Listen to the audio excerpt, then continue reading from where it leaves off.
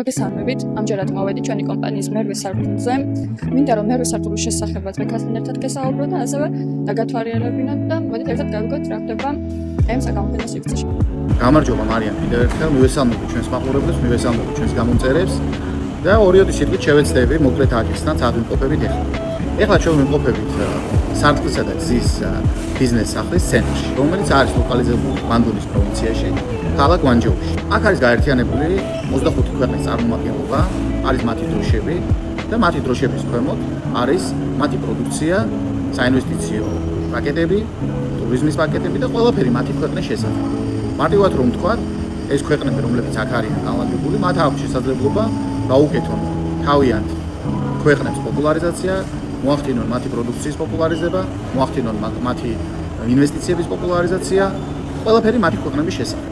ეს ადგილი ეკუთვნის საქართველოს სარტყლისა და გზის ბიზნეს სახლს.